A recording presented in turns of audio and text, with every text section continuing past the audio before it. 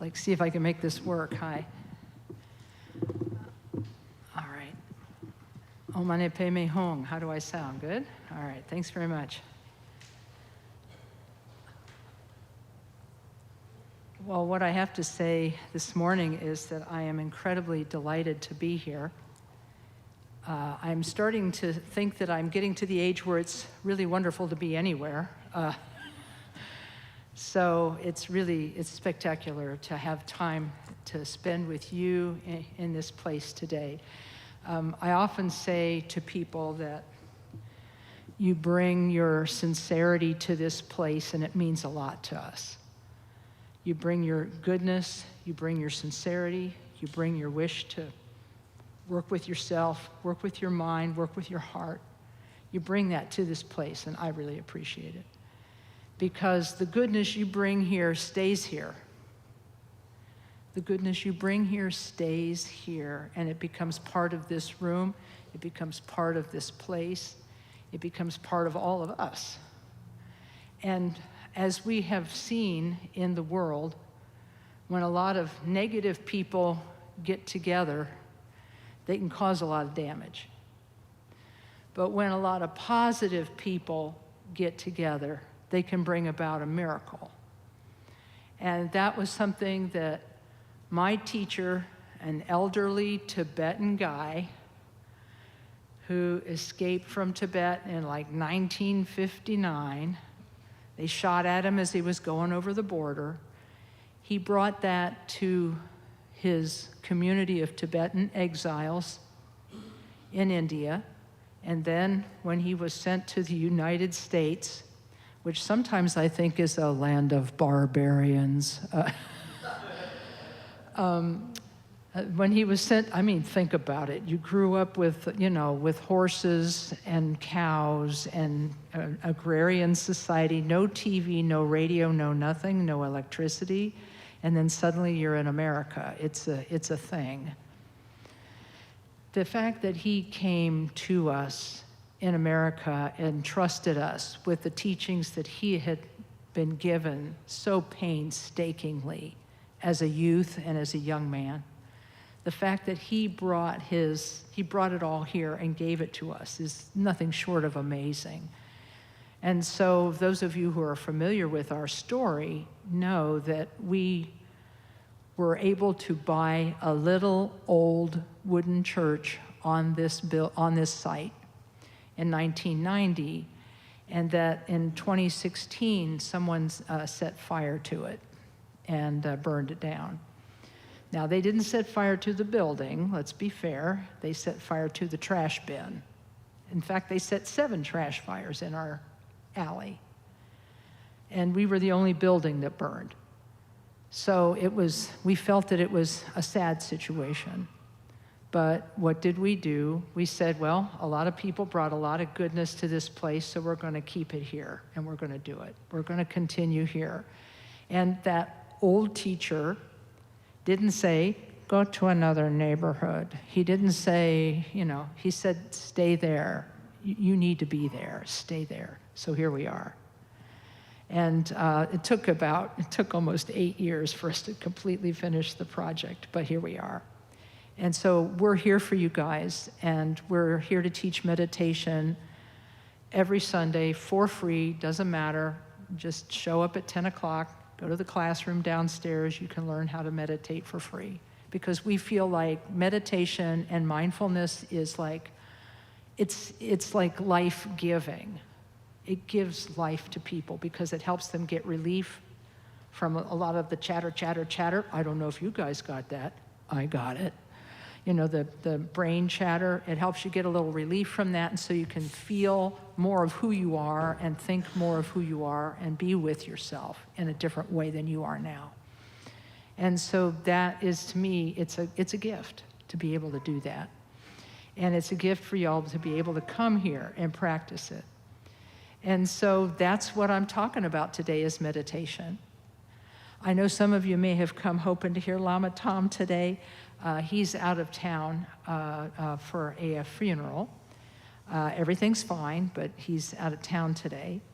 So I'm your substitute teacher. I'm not prepared. Actually, I'm incredibly prepared, so. And the reason I'm prepared is because I got this book.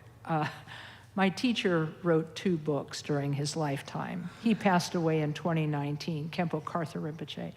And this is, I think, one of my favorite books for people who are trying to understand Buddhism. And it's like, what is going on with Buddhism? What is it? It's called Excellent at the Beginning. Excellent at the Beginning. Discovering the Buddhist Way. And there's a chapter in here about meditation.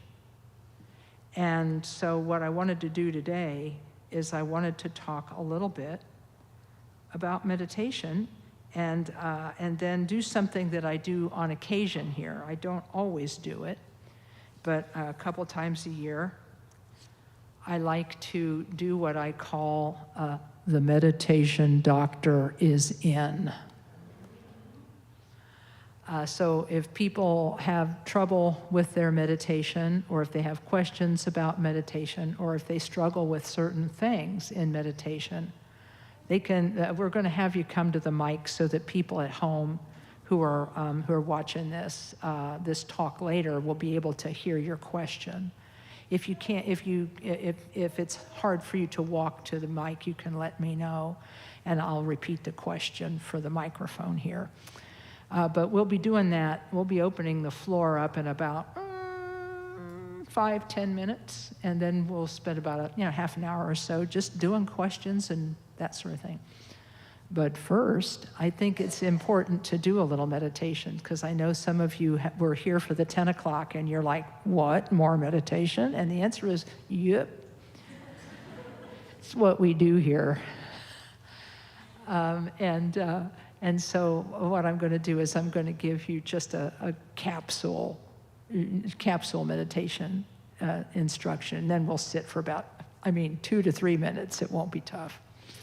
And then I'll give a short presentation. But the practice of meditation, first of all, I'll tell you what it isn't, what it's not. It's not going to sleep, although not a bad thing sometimes if it's what you need. One of my Tibetan teachers, a real straight arrow of a guy who always does things by the book, this teacher, somebody said to him once, well, whenever I sit down to meditate, I fall asleep. Is that okay? And he says, not the worst that could happen. And he said, besides, it shows that your mind is beginning to relax. Your mind is starting to relax. He said, you just got to find a way to let it not fall asleep. He said, but if you need to rest, you need to rest. So in any case, it's not sleeping. It's not going into a trance. It's not going somewhere else. It's staying right here where you are with who you are today, right now. And you're placing your attention on an object and trying to leave your attention on that object. Now, what you will notice is whatever object you pick, some people like to pick a visual object. They'll just put it on their table. I'm just realizing I didn't do the prayers. Oops, well, that's all right. We'll get that. We'll get to that in a minute. Visual object on the table. Although I think the cookie would be more fun to look at, don't you? No, I guess not. Sorry. Now you've got that on the brain. Let's see if we can fix that. You can have a visual object in front of you, and you're not burning a hole in it. You're not looking. You're not doing laser vision with it, right? You're just letting your eyes rest on it. You're letting your eyes rest on it. And then your eyes can look at it forever, really, literally. Your eyes can look at it forever, but then your attention is going to go somewhere. It'll go in. Your attention will go into the past, or your attention will go into the future, or your attention will go to my leg itches. It'll go into the present moment, right? And so our job as meditators is to notice that wandering. You notice it, you can even label it thinking. You can let it go and then consciously and purposefully return your attention to the object and think of that return as a fresh start. It's a fresh start. It's not a mistake, it's a fresh start. It's not a mistake, it's a fresh start. You're starting over. Because then you'll get another few seconds of attention. When you place your attention back on the object, you'll get another few seconds of attention, followed by some more wandering. And so really the work of meditation is just placing your attention, and then when it wanders, bringing it back. And doing this in as gentle and non-judgmental a way as possible. Because we got enough judgment. We get enough judgment every day, day in and day out. We get judgment from the family. We get judgment from the boss. We get judgment from ourselves. We get, you get the picture. But we don't need to judge ourselves for our meditation. We just have to be present with it. And so with that incredibly short instruction, you can use a visual object or you can use your breath, the coming and going of the breath. Whether it's just that little sensation at the nostrils where the breath comes and goes, or if you find it better to follow the breath all the way out, follow the breath all the way in. You can do it either way, following it out and then in, or just being present with the sensation of that breath as it comes and goes. So you got the technique down, placing attention, and when it wanders, gently bring it back. And think of that coming back as a fresh start. And then when we come back after the little sit, I'll tell you what my friend Julie, Dr. Julie, the brain scientist, has to say about that. So about 2 minutes of meditation, here we go. Put yourself in a comfy position, as comfy as you can be, while maintaining your attention. And then you can place your thoughts in the idea, I'm going to meditate for the next few minutes. I'm going to practice paying attention and bringing my attention back. And I'm going to do this not just for me, I'm going to do it for everybody, for the benefit of all beings. So we're going to sit and do some meditation now.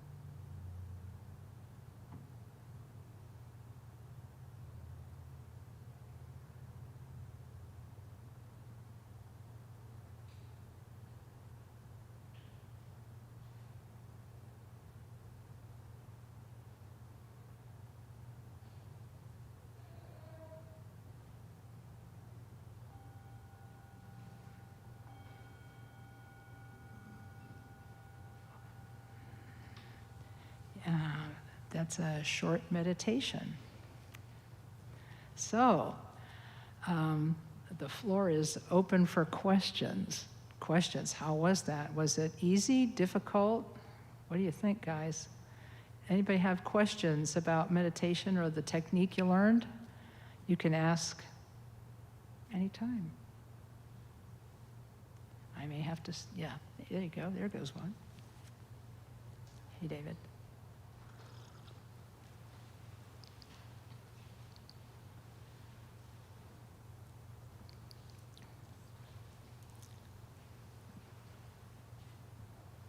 I guess you know that I always have something to say. It's okay. I have 3 questions, I hope brief.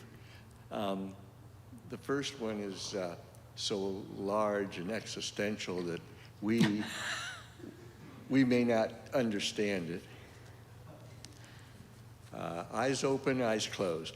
Yeah, eyes open, eyes closed. Yeah, that is a very popular question. And it really is going to depend on the individual, and I'll tell you why. All of us are wired differently. Our brains and our bodies are wired differently. And this teacher, Situ Rinpoche, who was the same one who told me, you know, falling asleep is not the worst thing that could happen to you. He's a really marvelous teacher.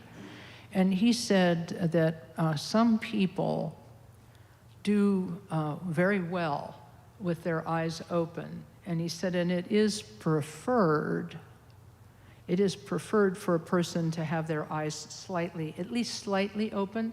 And I don't know what the reason for that is, but I'll tell you what my supposition is, you know, my educated guess, is that it is because we're not trying to escape or shut out the world. We're trying to be present with the world in a different way. That's my opinion.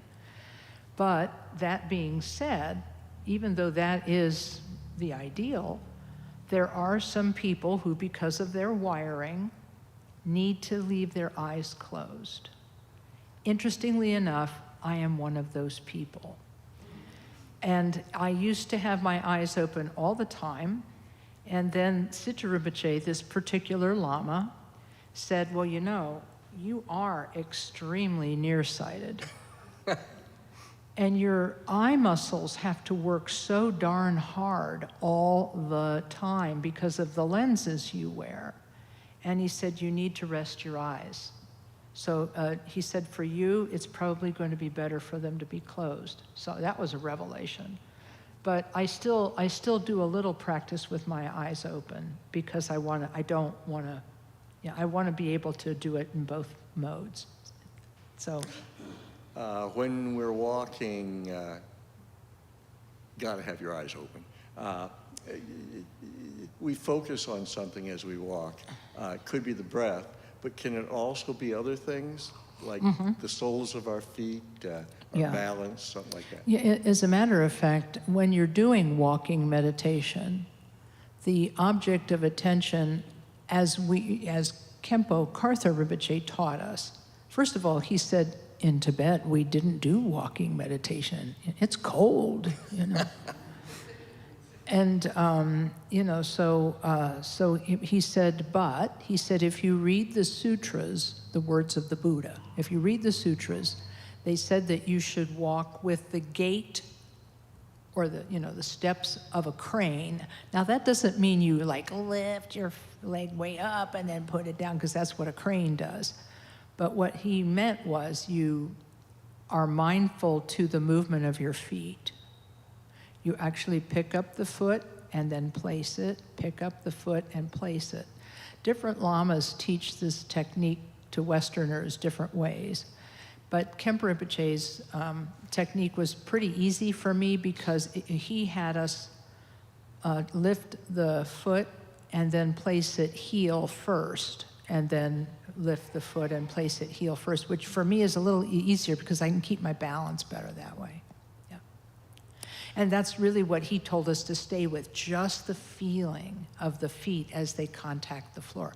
But it's not for everyone, so some people will be watching their breathing. Or they'll just be aware of the sounds in the room and try not to get distracted by anything other than the sound. They just try to stay with the sound. Now, when you're paying attention, when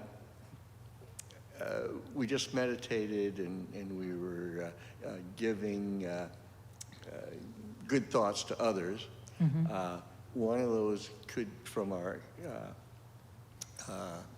prayer that we read, one of them is, may they have happiness and the cause of happiness, and avoid suffering and the cause of suffering. What is the cause of happiness and the cause of suffering? Yeah. And what you're referring to is, it's not on this page, but many of you will have seen, it's not on this particular prayer page, but there's a prayer called the Prayer of the Four Immeasurable Meditations. And I'm going to go ahead and recite the whole thing for the purpose of reading it into the record. And may all beings be happy and have the causes of happiness. May all beings be free from suffering and the causes of suffering. May they have that great happiness, which is freedom from suffering. May all beings dwell in great equanimity, free of attachment and aversion to those near and far. And so this really goes back to the initial teachings of the Buddha, the very first teachings that the Buddha gave after he attained his enlightenment. And when he had his spiritual awakening, he came to understand the causes of suffering and the causes of happiness. That's what he realized in his meditation. And he said that the cause of suffering was clinging and fixation. Some people use the word desire, and that's a fine word, but I really think that the word clinging and fixation is better because it refers to the habit we have as human beings to kind of clamp down on something and think of it as being solid and permanent and real, and then we react to it. You know, we get an idea about something, and then we hold that idea, and we don't want to take any more info in after that. You know, it's just like, you know, and so this clinging and fixation, particularly to our self-concept, like ourselves. And if somebody says something mean to us, or if somebody treats us poorly, or if we don't get something we think we deserve, we get angry because we're fixated on having everything go our way. And so it's actually not the desire to have everything go our own way itself, it's how much we cling to that and insist on it. And so that's really the cause of suffering, is this clinging. And so if clinging and fixation is the cause, then doesn't it stand to reason that the opposite of that is the cause of happiness, which is the capacity to let go of that fixation. Let go of the fixation. Now, you can't do that like instantly. You can't say to somebody who's suffering, oh, just let it go. You can't do that because it's not nice, it's not right, it's not fair. But what you can do is you can help their mind feel a little more at ease. And so that as their mind feels a little more at ease, they're able to deal with things a little better. So that's, hopefully that helps. Yeah. Another question? Yeah. Well, I had 9 other questions. Oh, now come on. Since there's another question. I tell you what, I tell you what, I love your sense of humor though. Thank you. I appreciate that. Yeah, good morning. Good morning. Yeah. Yeah. I guess I was just wondering about something I run into with meditation. I may need you to speak into the mic. Yeah, sorry, because, oh, there you go. Thanks. I guess I'm wondering about something I run into almost every week in meditation. So I'll meditate and I'll get to a point where I'm thinking close to nothing, empty space type thing. And then even though I keep my eyes half open, I'll see in the part of my eyes that are closed, like the red of my blood, almost like I'm becoming aware of my circulation. Yeah. And that's fine. But then eventually that the kind of moving, color, not color, starts to turn into like shapes. Like today I saw a house, and then I saw the horizon of the ocean, just like I get you. big and circular as that could be. And I'm wondering, am I onto something or am I falling asleep? Yeah, no, I get you. Yeah. This is a fabulous question, because this question, my opinion, this question is not asked enough, because this literally happens to every single person. I believe that what you're talking about happens to every single person who meditates at least sometime, right? And so, like, what is it and how do we work with it? Once again, my teacher, Siddha Rinpoche, the one who said it was, hey, falling asleep's not a bad thing. He actually addressed this exact thing. He said, look, when you are beginning to relax the muscles of your body, which is something that's a side effect of meditation, he said that some of the muscles that relax are around your eyes. And he said, so you'll start seeing things. He said sometimes people will, if their eyes are open slightly in meditation, they'll see patterns and shapes and so forth and so on. And he said sometimes they'll see recognizable patterns like you're talking about, or unrecognizable patterns, or just whatever. He said, what you're supposed to do when this happens is you're basically noticing it. You just notice it, but then you go back to the object of the meditation, which is either the breath or something else, right? Because he said, don't put meaning into the images that you see. He said, because he said you could even like close your eyes really hard, and then stuff will instantly start appearing. He said, it's not what arises that matters, but what you do with it once it arises, that's what matters. So it will either throw off your meditation to see these things, or you'll just say, there's that, and then go back to the meditation. Because the world throws a lot of stuff at us every day. We see a lot of stuff, and we hear a lot of stuff. And what's happened to us is that we tend to be distracted by everything that happens, right? We're kind of like, what was that cartoon with the dogs in it where the one dog kept going, squirrel? It was one of those cartoons or something, right? So highly distractible. The dog was highly distractible. That was the joke. And we also are highly distractible. And so our job is to not pay attention to whatever appears, but just to stay with the technique. And what he said we'll find when you do that is that he said sometimes the appearances will just change or disappear, but they won't bother you. You know what I'm saying? What do you think about that? No, I guess I start to go back to my breathing when it happens. So it makes sense to me. The not assigning meaning to it, I think, is probably the part that was the most weighted for me. Like, okay, they're just... The most what? Most weighted for me.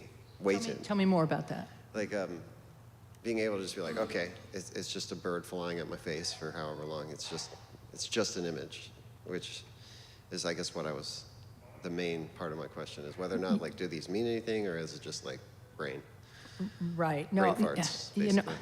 I get that because in a way we want things to mean something, because I think a lot of it is because we have this thought about the world, that it's mysterious and that there are things we can understand about it through our mind, right? Yeah. And I can really appreciate that, because after all, if we look at the example of the Buddha, he gained enlightenment by placing his attention on his mind and meditating with his mind and so forth. Sure. And we wonder, well, what will our practice of meditation be like? And how will our attainment of Buddhahood be? We wonder things like this because we would like to emulate the Buddha and like to be like that. I think the thing is we have to be able to tell things that are just effects, side effects, from progress. Because meditation has side effects. Yeah, it does. And we have to not mistake the side effects for the goal. And so what's interesting is you asking this question is helping me to explain to everybody that side effects are not the goal, and we can't sit on our seat thinking, I want this particular side effect to happen, like right now. You know, and because then that side effect becomes what you might call a detour from the path. Yeah. And then you kind of wind up going around and around in a cul-de-sac and wondering where you are. You know, so it's why it's important. Now, it's not insignificant that things appear. It's not insignificant, but it's not the point. Yeah. You see what I'm saying? And what Situ Rinpoche said, it means that you're actually becoming relaxed, which is excellent.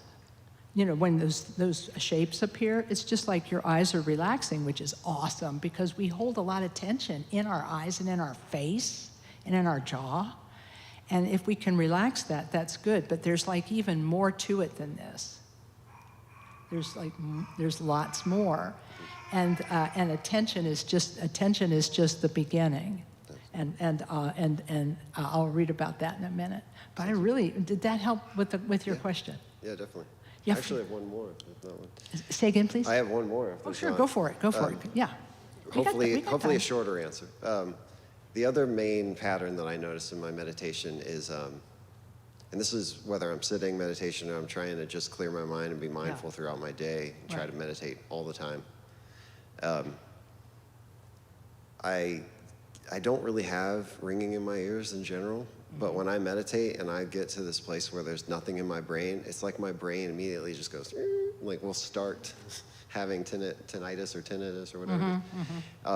Like it's resisting actually being clear. And I guess I'm wondering about that, if that happens to others and what that is. Yeah. I think... I kind of view it, I kind of like, I've been taking it as like, I must be getting really close with my brain is trying to scream at me instead of be clear.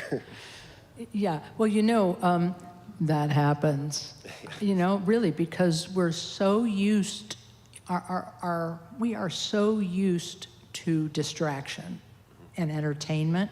We love to be entertained, we love to be distracted. We got basically this like revving sports car engine of a brain. And we have to tell that revving, rev, you know, sports car of a brain, gear back, please. You know, gear back. And that's not easy, and we think that it's weird, but it actually is what we're supposed to do in meditation is just gear back. Just, you know, don't zip, don't be impulsive, don't zip around, you know? So learning to do that is not easy, as you're saying, right? And I think that that many people do have sounds that they are not aware of when they are doing other things, and that I have tinnitus myself, and I don't notice it for the most part, except in quiet moments, and I feel, knock on wood, very, very lucky that it's a comforting sound to me. It's not an upsetting sound at all. It's a comforting sound. And it's like, oh, I'm not alone, you know. But these things will happen as your habit of craving distraction is stymied, you know, as avenues of distraction are closed off, you'll find other ones. And so your job is to work through them. But I do want to clarify one thing, and that is that You said that you try to clear your mind, and I just can't say this enough, that meditation is not making your mind empty so you don't have thoughts. It's learning to work with the thoughts that arise. Because my Tibetan teacher said, it's impossible to stop thinking. It's impossible. And when you try to stop thinking, he said that actually makes it worse. Because he said, if you got a cat, if you have a cat at home and you close that cat in a closet thinking, oh, well, the cat won't bother me if he's in the closet, the cat will go insane trying to get out of the closet. But if you open the door, the cat will be so relaxed that he or she will fall asleep in the clothes basket, right? Yeah. So the idea is the more pressure you put on your brain to do this, be without thought, it's like your brain is going to rebel, and then you'll have lots of thoughts. So I try to tell people the goal of meditation is to place your attention on something, and then you sort of be dedicated to the process of placing attention, and then be dedicated to the process of returning your attention. And that when you do that, then the side effect of that will be a sense of mental and physical balance. You'll feel more balanced physically and mentally. And that's one of the side effects of meditation that we can talk more about when we talk about the progressions that people come to in meditation, because there are basically 4 stages of this quiet sitting meditation, 4 stages to it. And then beyond that, there's more to learn about meditation and the mind. So we're learning the basics right here. We're getting the fundamentals down. Sounds good.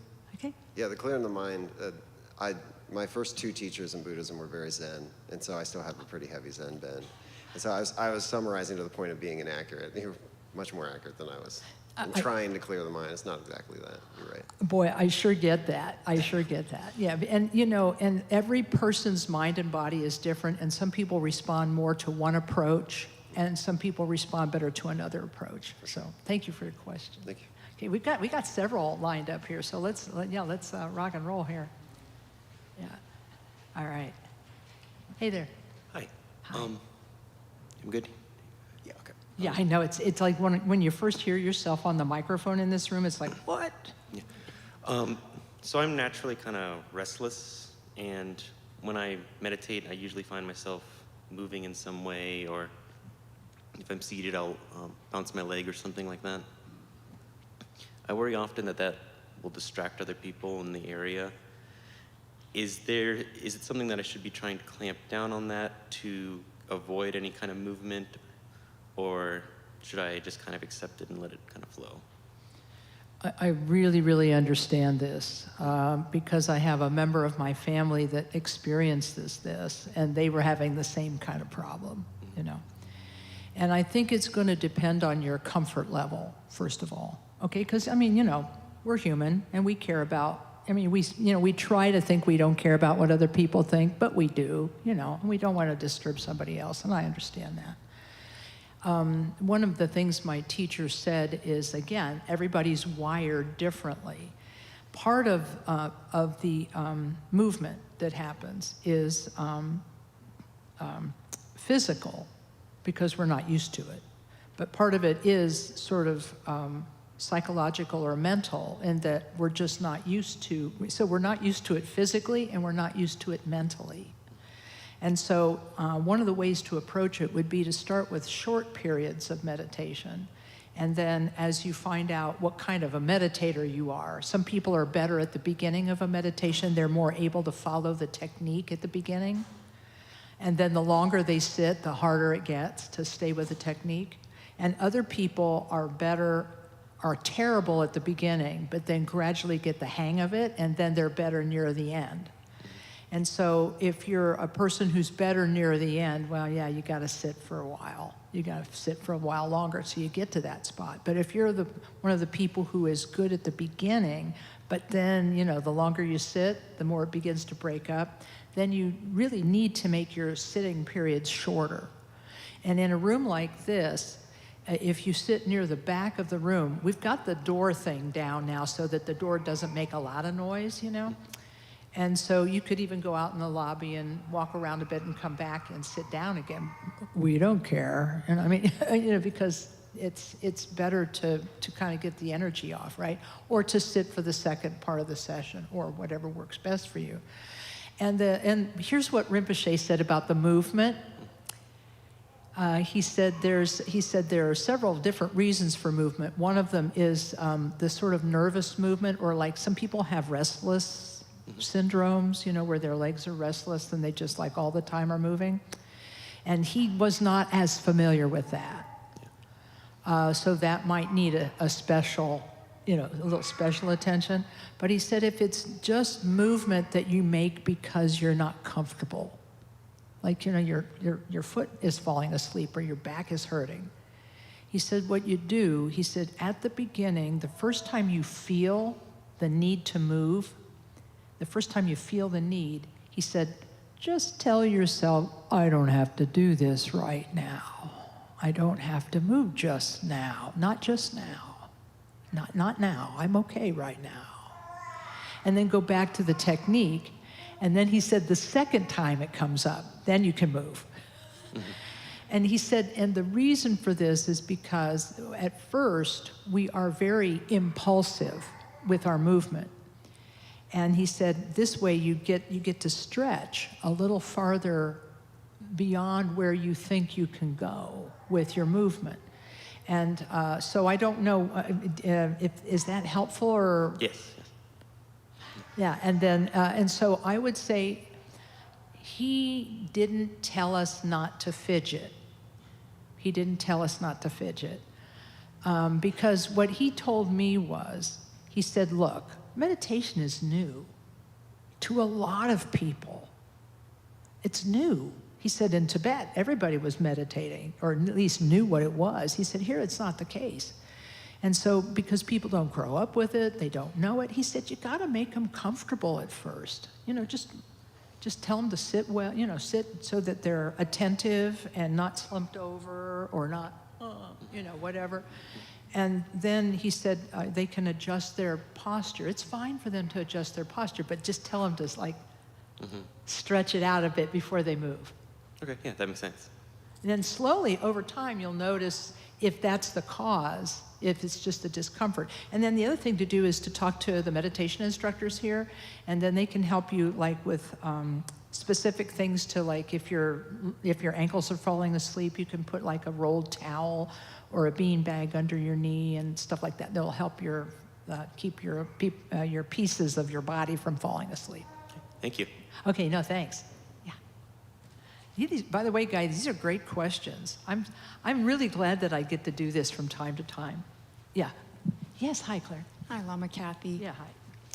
The hardest part of meditation for me has been sticking to it every day. Oh, yeah. Do you have any advice for developing and sticking with a daily meditation practice, even when life gets busy or hectic? Yeah. Let me say at the beginning, again, these are all incredibly good questions because I think everybody has these questions, so I'm super glad you're asking. There's a couple different factors that figure into a person establishing a habit.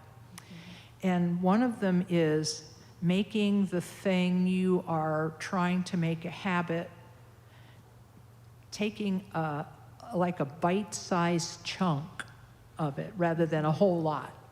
So I think that's the first thing, is to, what I tell people to do is I say, you know, create an idea for yourself of your minimum daily meditation habit, you know, that like I am going to do 21 mindful breaths every day, regardless of what mood I'm in or what's happening or anything.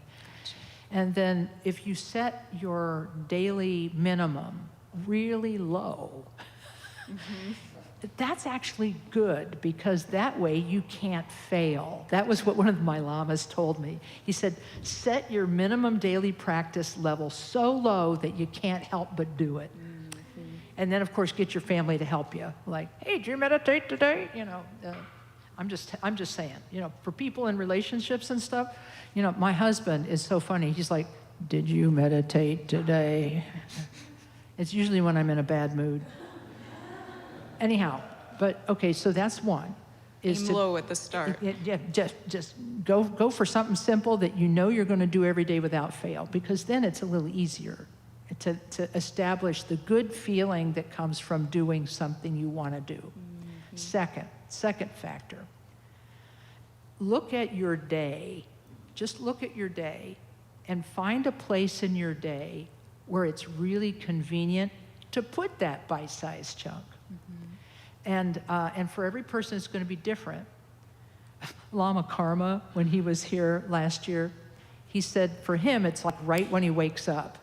He says he doesn't even wait to get out of bed. He sits up in bed and does some mindful breathing. And he says, I start my day with a feeling of gratitude, like, hey, I woke up. Good. I woke up today. I'm not dead. All right. And then after that feeling of gratitude, then he does some mindful breathing. And because he's a dad, he's got a young son, and his wife and he look after their young son, and so he's got dad duty, So for him, it's the first thing when he wakes up in the morning, because then he doesn't forget it. And then other people will have to look at their day, like right after I get home from work. Maybe that's the time. I'll have a cup of coffee, or I'll sit with my coffee. I had a friend, every day during the school year, she put her kids on the bus. And then as soon as she got back from putting her kids on the school bus, she'd pour a cup of coffee and sit with her newspaper and read the newspaper.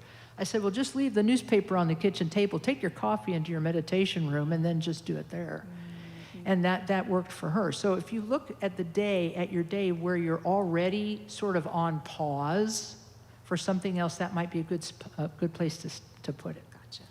And the third factor, last factor, ask for help. Ask the Buddha to help you.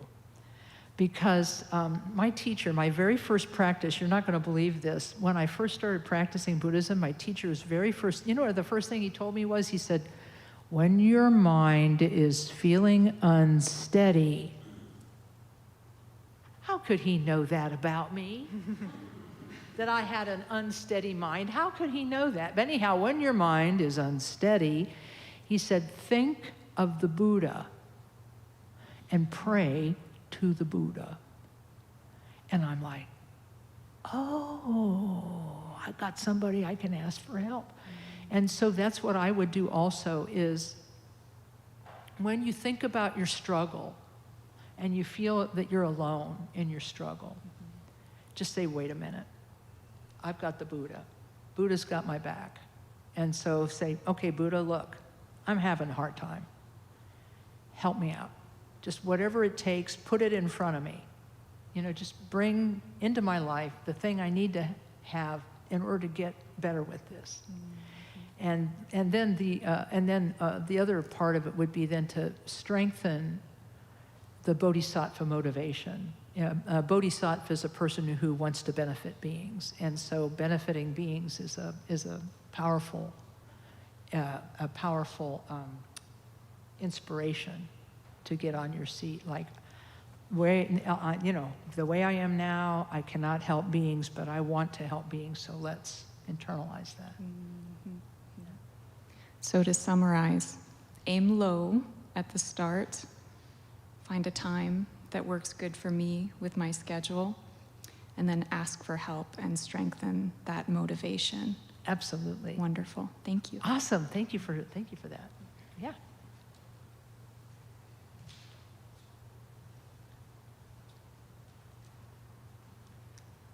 So I've had a daily practice for a while now, and it's been going well, but when I sort of look at it, I can see that actually by far the majority of the time I'm practicing, my mind is not at all anywhere near the object of attention. Like at least 90% of the time, my mind is telling stories, I have a hyperactive mind, so it's planning things, and it's not where I want it. So, you know, like for minutes, it'll do that, and then I'll remember, and I'll have 5 seconds. So I'm like, oh, right, I'm meditating, and I keep that in mind, and I come back, but then off it goes again. So, you know, I see the benefits of meditation in my life. I have more attention in off the cushion, which is wonderful, and why I keep meditating. But how much of a problem is it that it seems like my actual stability in shamatha it seems terrible to me, really. And I guess, is it just a matter of practicing? It'll improve, or do you have any advice? Yeah, again, super glad you asked, because this gives me an opportunity to talk about the 4 stages of shamatha. And the fact of the matter is, you are at least the first stage of shamatha, of the 4 stages. And you can, the 4 stages of shamatha are talked about not in this book, but in Khenpo Karthar Rinpoche's other book, the Dharma Paths. He said, here's my initial answer is, actually, I think you're doing better than you think you are. I think that's the first thing, because you're noticing. You're noticing that you're not on topic. And what I think is that because of the world we live in now, that is so full of distraction, and like anybody who has like a smartwatch or a cell phone almost has more distraction than anybody has ever had in the history of the world. That, oh, is that an exaggeration? Maybe, but maybe not. So we're in a world that is very production-oriented. We want everybody to be productive, and we live in a world where people enjoy being productive. It brings joy to people to be productive. But the fact of the matter is, so number 1, you're doing better than you think. Number 2, my friends in the 12-step program will understand the phrase, keep coming back. I know it means keep coming back to meetings, but in this case, it's like keep returning to the object of attention over and over again without judgment, without judging, like, oh, I'm doing a bad job at meditating, I should be doing better, blah, blah, blah. You know what I mean? It's like, without judgment, just keep coming back, never stop. Never stop coming back to the object, because that in itself, that noticing and letting go of the distraction and returning. Because I'm like everybody else. I sit there, and this morning I was leading a chant, and I lost my place because I took my attention off of it for a minute to think about something else. And multitasking is a myth. Khenpo Karthar Rinpoche said, he said, yeah, you like to think you can do more than one thing at a time. He said, but you can't. He said, what's really happening, he said, is when you think you're doing 2 things at once, he said what's actually happening is that your attention is actually toggling, he didn't use that word, but it's actually toggling back and forth very incredibly rapidly between 2 things. It's just going back and forth really, really rapidly, so you have the illusion that you're doing 2 things at once. He said, but your mind can only be doing 1 thing at a time, ever. And so that's why meditation is such a challenge for us, because the idea of doing just 1 thing, it's hard, man. And it's like, well, because FOMO, right? Fear of missing out. We don't want to miss out on something, or we don't want to miss an opportunity to be productive and all of that. So we're going to have this habit of distractibility probably till Buddhahood, okay? Which is why it's so nice to take periods of time and do retreats where you do a little bit more practice. Khenpo Karthar Rinpoche said visualization practice, even though we think of it as mantra and visualization practice, like when we're chanting, doing the mantra Om Mani Padme Hum, and visualizing the Bodhisattva Chenrezi and stuff, he said that's actually a form of shamatha. And if you can stick with some facet of that meditation, just if you can just stick to 1 thing, if you just keep coming back to different aspects of the meditation, you're still doing it. Even if you're not like 100% glued to one thing in the meditation, like the visualization, or one thing in the meditation, like the mantra. You're still filling your experience with something beneficial, okay? You see what I'm saying? Yesterday, by the way, yesterday was was my Saint's Day, St. Catherine of Siena, and I was reminded of her quote, "All the way to heaven is heaven," if you practice, if you practice the continuous presence of the divine, right? Well, for us, if we at least keep our mind somewhere in the practice, we're being effective. Does that make sense? Yeah. Yes, yeah. And okay, so if I'm understanding correctly, I tend to prefer, I think, deity practice and mantra because there are multiple options Right. for my easily bored mind. Yeah. So you're saying if I want to focus on the mantra or the visualization, or Lama Karma even told me once that you can just think about impermanence. So even, like, it's okay to switch between those during one meditation session? Absolutely. You can switch objects as long as you do not do so impulsively. That was what Khenpo Karthar Rinpoche said. He said, because some people will change their object of meditation and they'll do so, impulsively, like, oh, I got to do this. Oh, I got to do this. Oh, I got to do that. You know what I'm saying? So he said, just try not to be impulsive about it. Try to be deliberative in how you move from one thing to another, because that really is the maintenance of attention throughout something.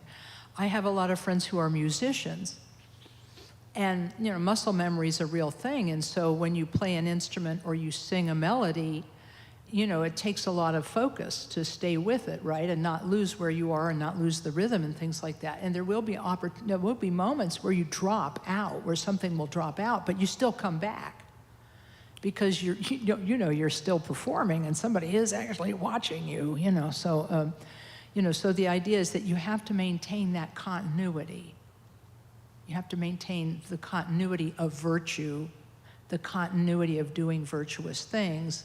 And all of these things, visualizing, mantra, and so forth, are establishing a continuity of something that is positive, at the very least.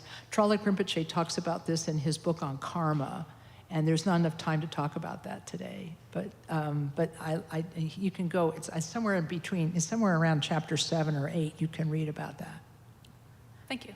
Okay, because of time, we actually have to stop, so I'm going to summarize the 4 stages of shamatha.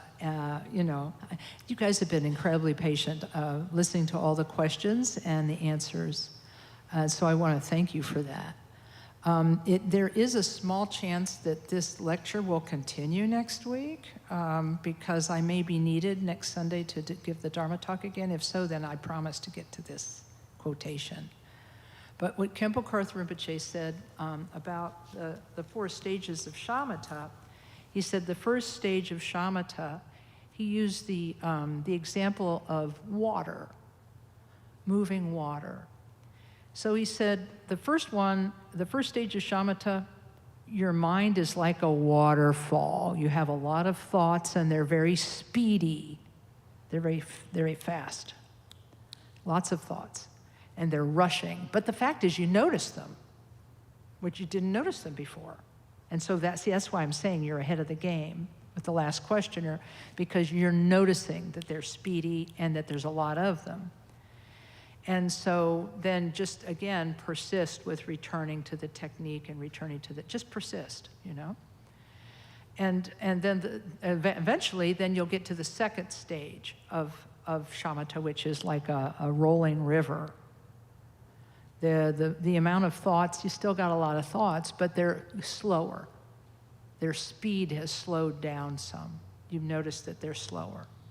Third stage of shamatha is like a lake with waves created by the wind, so a lake with waves. So again, you're able to actually have calm in between periods of thought. And then finally, the 4th stage is the windless, waveless ocean. The windless, waveless ocean where things are very still.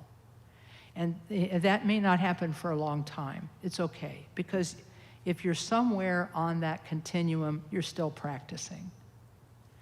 And it's still effective, and it's still going to help you. And like I say, next time I talk, I'll talk a little bit about the what to do next, what happens, what comes next after doing these shamatha. So you guys, again, you've been incredibly patient. Let's sit quietly for a moment and dedicate the goodness of our session. Rather than doing a prayer today, we'll just sit quietly and think. We dedicate the merit and the goodness of this session to all sentient beings. We make the aspiration that all beings are free from suffering, come to happiness, and then to Buddhahood. And coming to Buddhahood, may they emanate in all directions and benefit sentient beings endlessly. We dedicate the merit with this thought in mind.